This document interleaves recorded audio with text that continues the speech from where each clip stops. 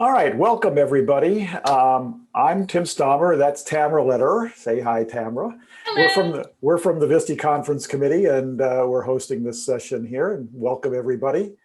And I'd like to introduce Nick Griseda and Adrian Sawyer. There we go.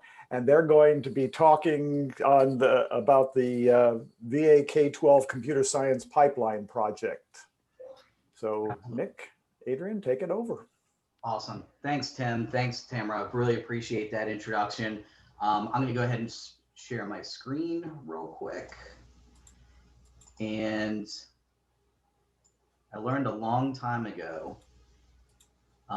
Tim, can everyone see the presentation on the? It looks like it's showing. Yes. Brilliant.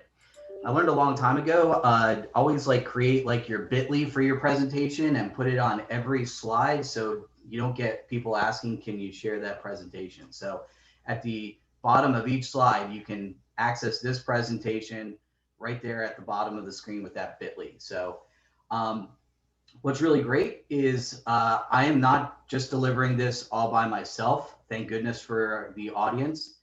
That would be kind of a torture technique. So I have a lot of our colleagues here working on this project because this is a team project. And I'm very excited to have Adrian Sawyer from Chesapeake Public Schools, Lori Martin from Chesapeake Public Schools, and Christina Lee from Loudoun County Public Schools working on this presentation with me. So Adrian, did you want to say hi real quick, and then I'll unmute Lori and unmute Christina so they can say hi real quick. Sure. Good morning, everyone. I'm glad you're here. Thanks for coming.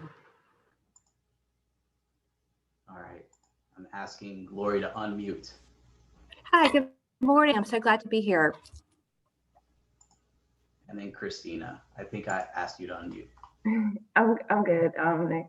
Good morning, everyone. I'm Christina Lee, and I'm excited to present to you guys this morning. Great. Thanks, team. So here's what we're doing. We are creating the first computer science model for public schools to teach computational thinking and computer science. As we know, the computer science SOLs were released in 2017. We were the first state in the country to adopt computer science SOLs as an integration, right? So that's awesome, but also a challenge, right? So we have to make sure that we're working with teachers to integrate computer science. We're not necessarily a standalone in grades K through 8. Part of what we're building, though, are standalone courses at the middle school level, which Lori's going to talk about, what they're doing in Chesapeake and what we're doing, what we've been doing in Loudoun County Public Schools with our CAMS program. And it's great to see Marnie Hawk here because she was instrumental in creating that course.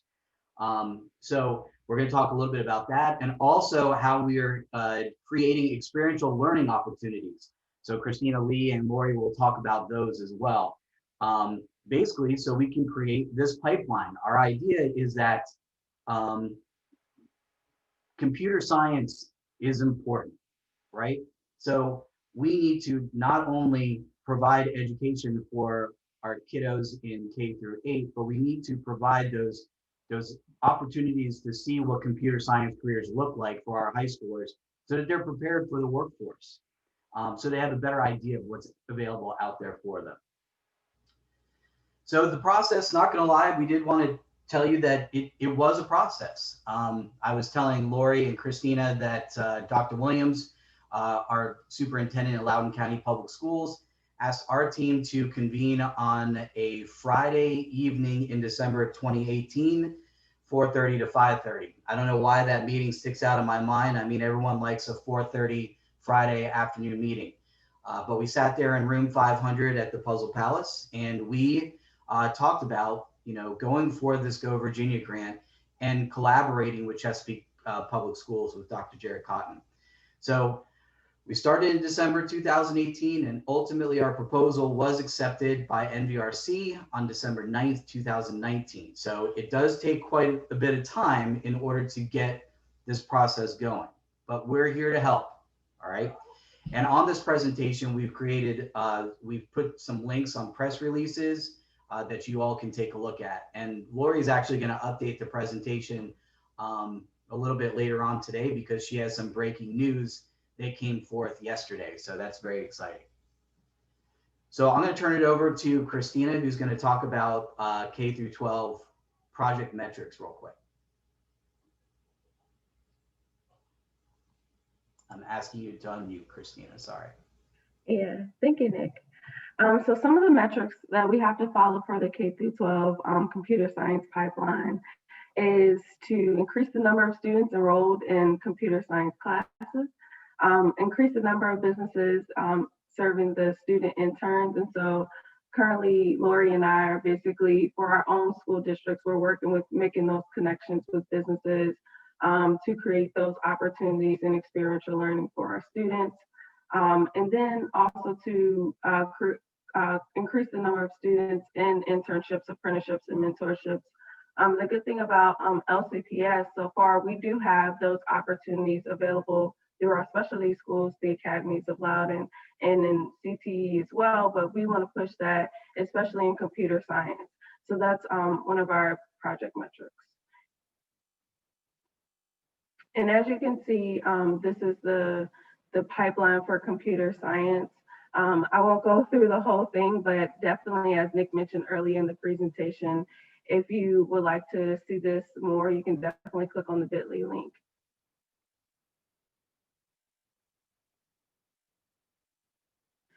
The next thing is the outcomes. The first bullet you see is for us to host 275 new internships. I know that's a huge number. And when I first started working at LCPS, I was like, oh my gosh, 275 new internships. But the good thing about it is that this number is between both school districts.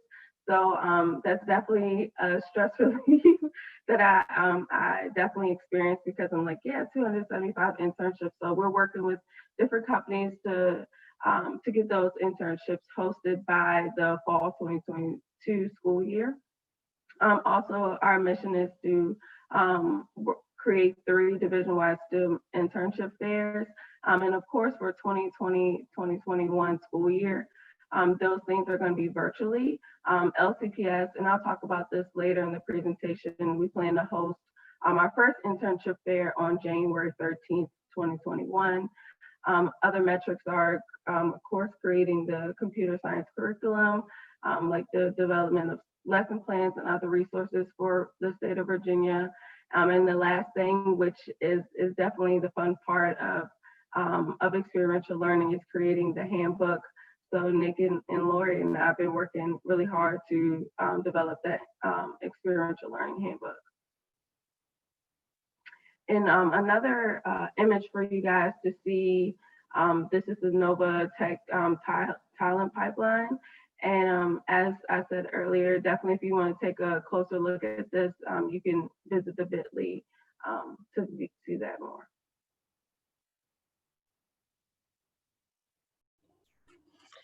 Hi, so my name is Lori, and of course, I always love sharing great things about Chesapeake Public Schools. As you can see the slide, we're kind of down in the southeast corner of the state.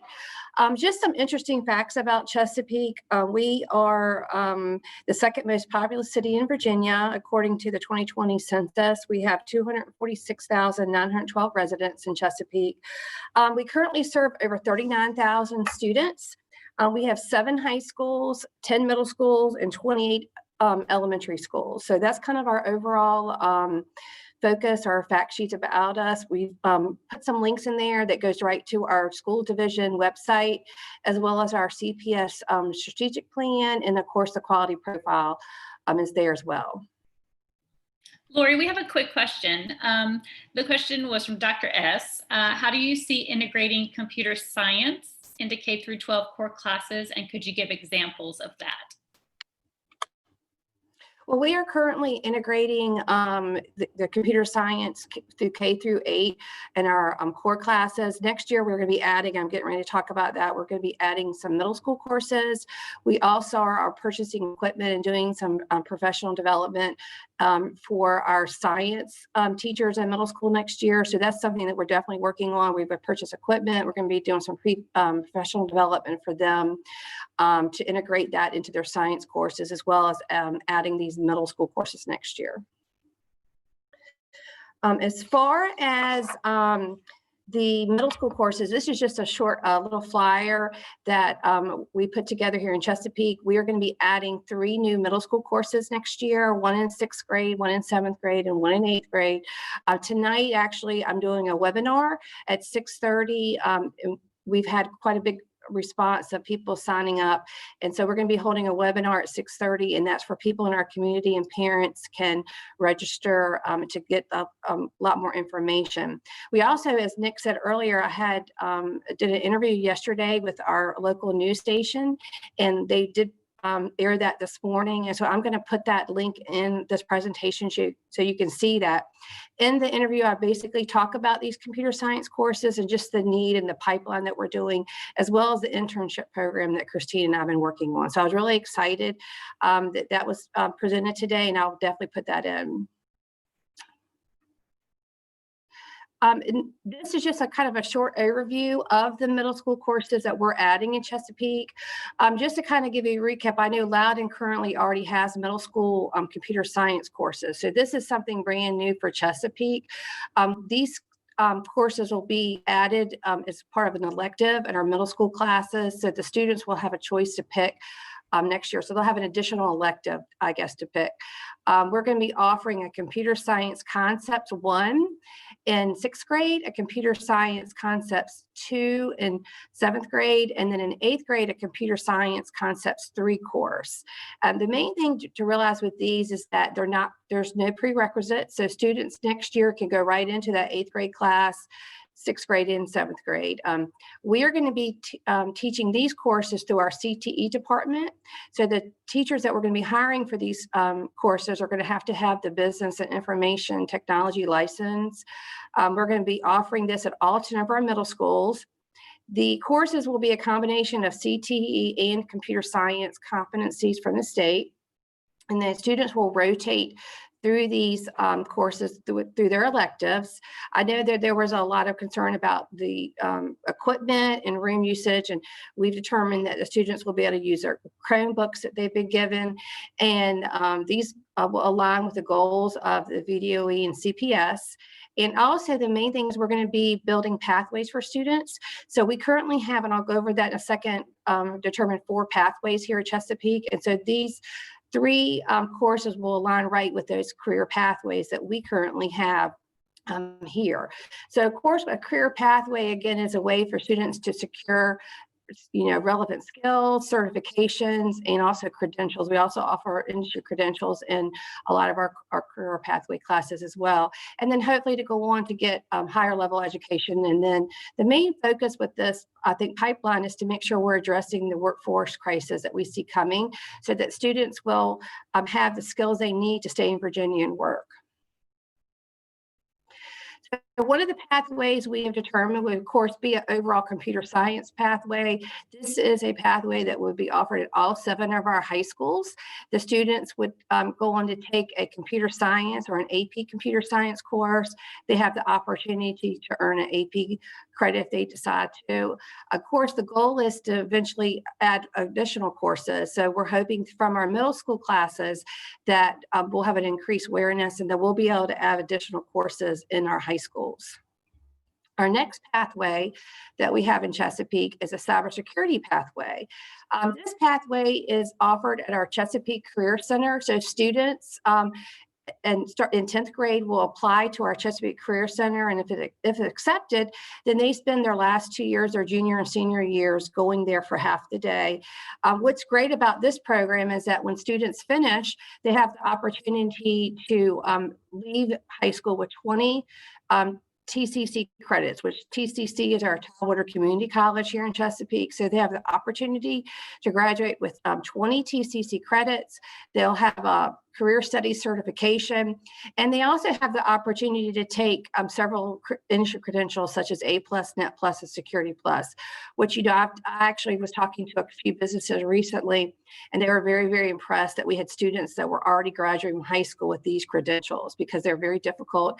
Then they had people in their own businesses who hadn't had that as yet. So they were very impressed with that. So that's one of our a second pathway that we have. A third pathway that we have is a programming and software pathway. This pathway is offered at our STEM Academy, which is at Grassfield High School, one of our local high schools here. Students in 8th grade apply to the STEM Academy, and if accepted, then they will attend Grassfield High School, which is where this is. And of course, they have the opportunity to earn several industry credentials as well. And there's lots of courses on the right. I list the classes that they are able to take.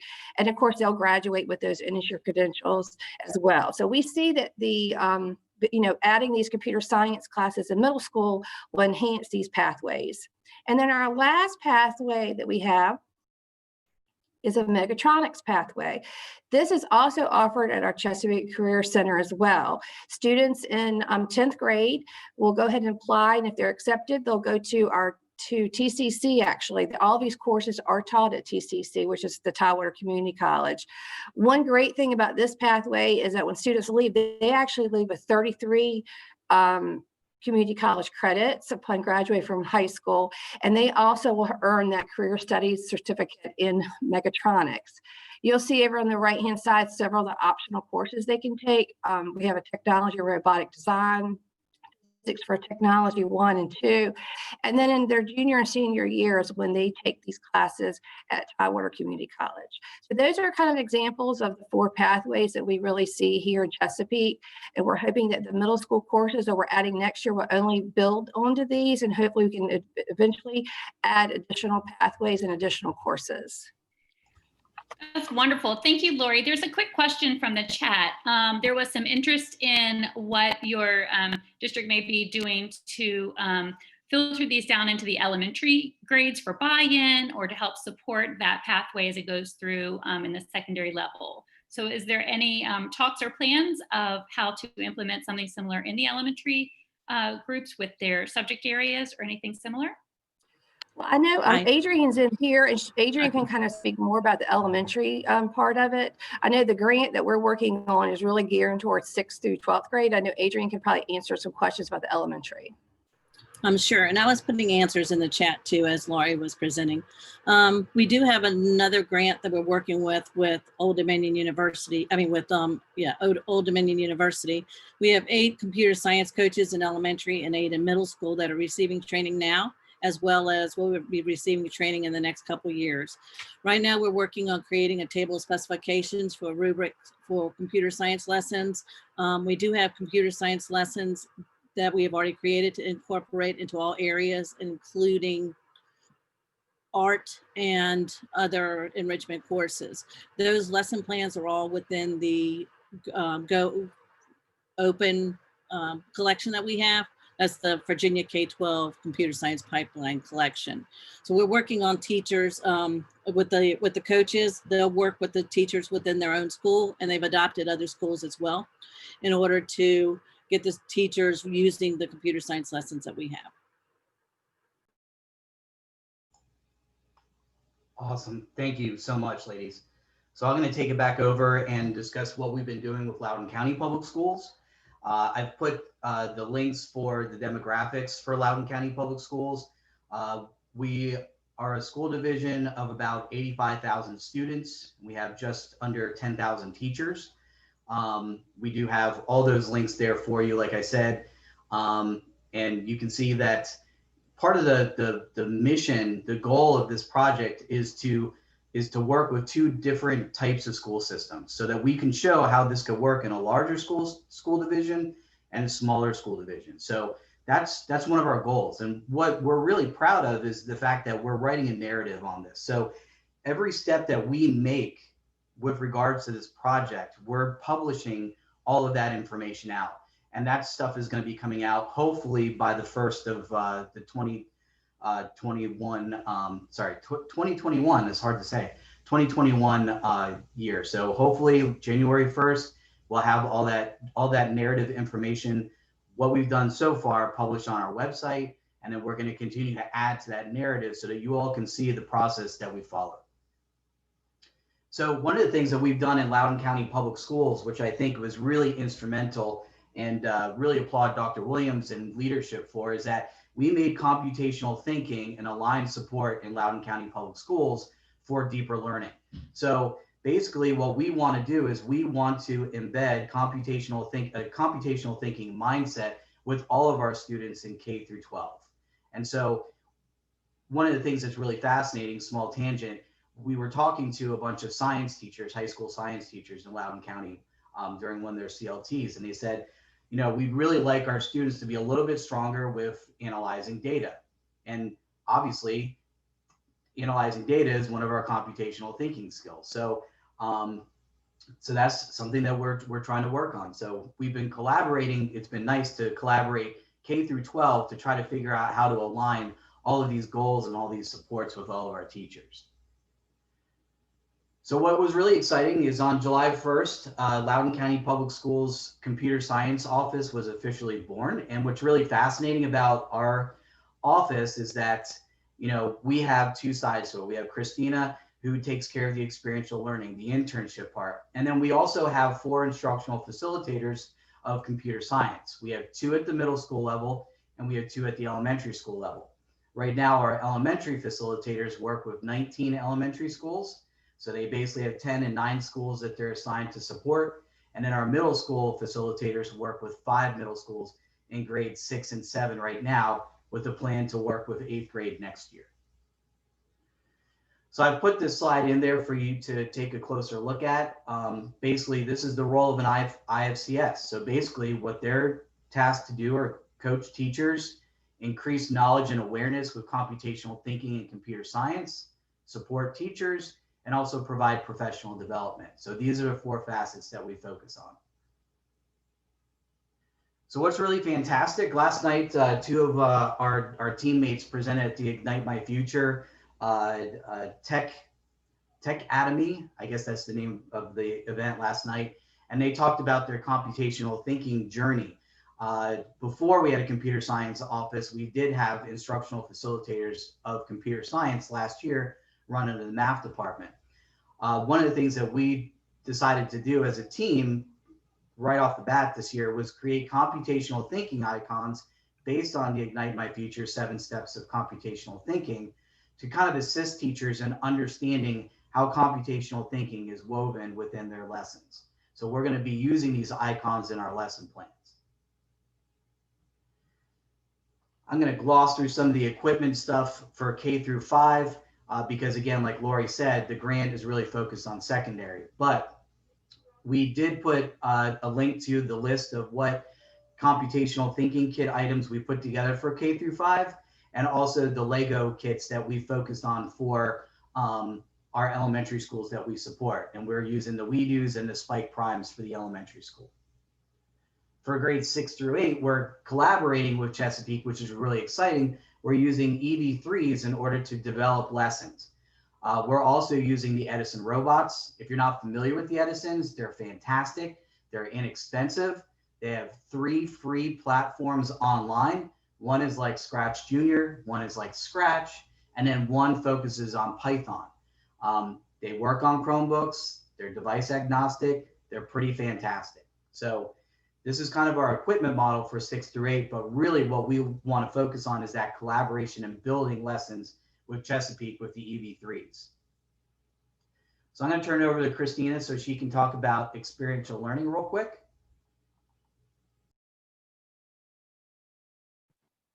Thank you, Nick.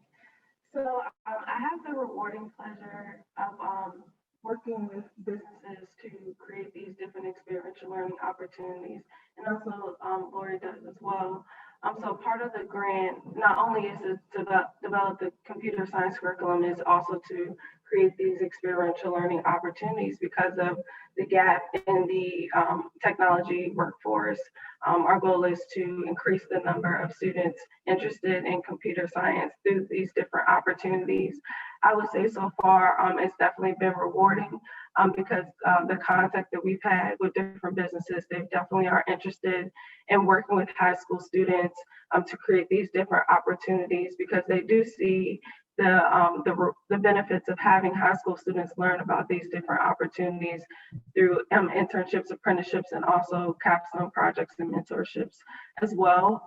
Ultimately, the goal is to just work with these different businesses to not only have these students with these internship opportunities, but it's to also create the opportunity where the student will potentially go back to the same company that they did this opportunity with and have a career in that with that particular company.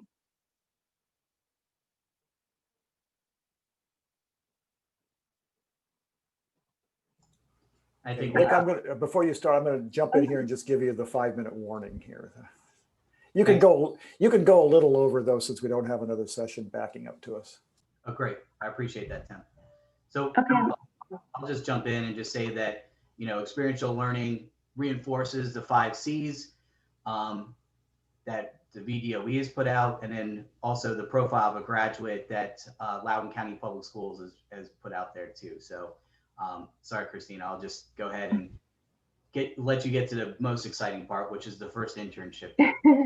Oh yeah, so definitely Nick and I are definitely excited to say that we did have a company that was interested in piloting the first internship.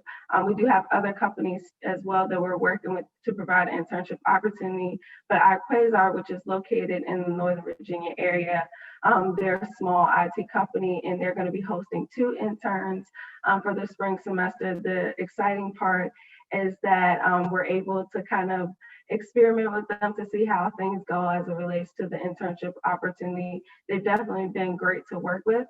They're going to be hosting 2 student interns, and they're going to be doing your basic level computer science work as creating social media graphics and things like that.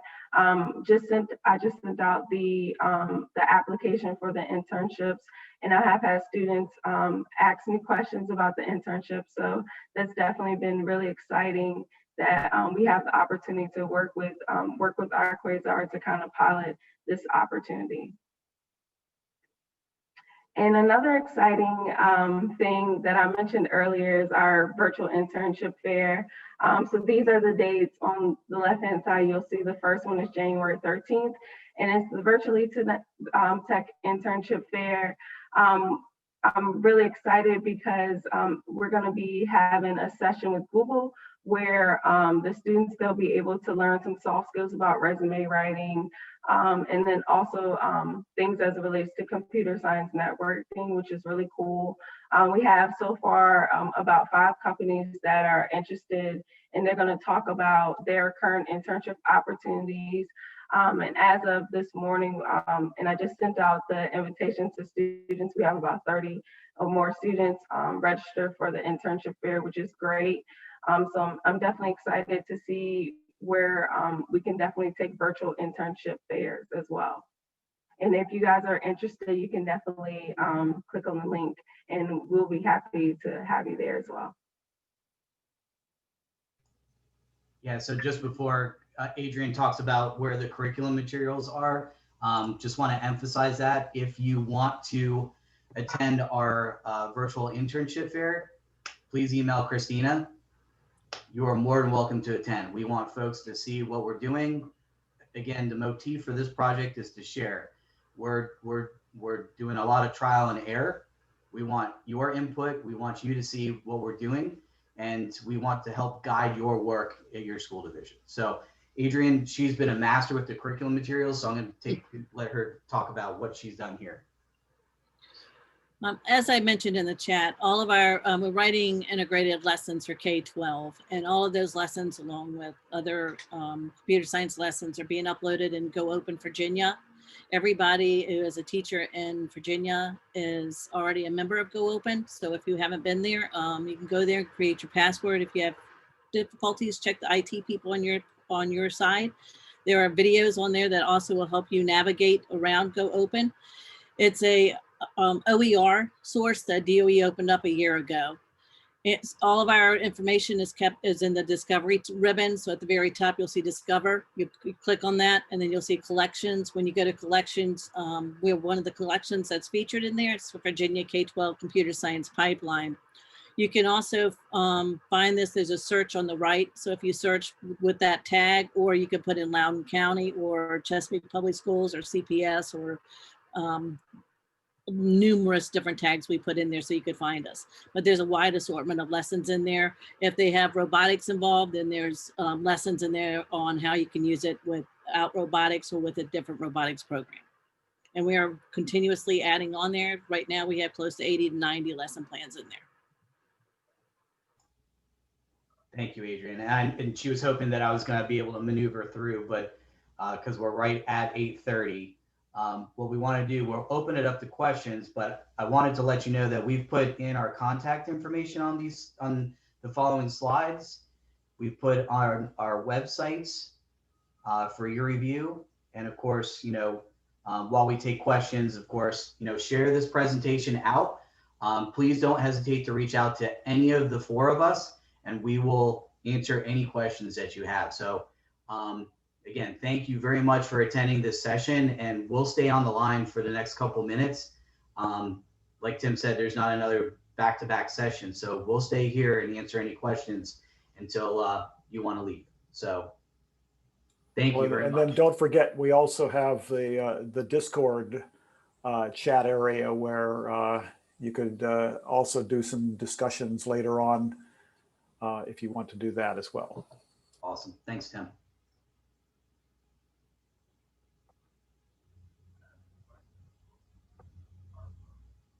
We were that good, no question. I think you covered everything. I don't see any questions popping in. There was an interesting comment that I commented on back here. Dr. S was talking about teachers in Sweden who were told, the elementary teachers were told not to teach the multiplication table, but instead to have the students code their own multiplication table. Which I was thinking, what happens if you tell American teachers to throw out the, multiplication table and do that? So that would be an interesting experiment. So I'm definitely gonna, if Adrian has anything to say about that, there's a really cool Scratch project called Dinosaur Calculator that we've done with second and third graders, where the kids have created a calculator where a dinosaur is basically in the background. But we've had them code that in Scratch, and then we asked them to teach like addition, subtraction, multiplication, and division through Scratch with their peers. So basically they create the calculator, and then they ask, other students to engage in that activity. So that kind of reminded me of that, Tim, not quite as, No, I mean, it's the same idea, is that rather than having kids memorize something, have them build their own learning. It's a different approach, and it's not necessarily one that's easy to adapt to. For sure. We're using Scratch to create our own simulations. So some of the things like when you would normally go to FEP for, we can't find. So we're using Scratch to do like electromagnets labs. We did one for fossil formations. So things we cannot find, we're challenging the children to create their own. Sounds good. I don't see any further questions, so I'm going to stop the recording here. And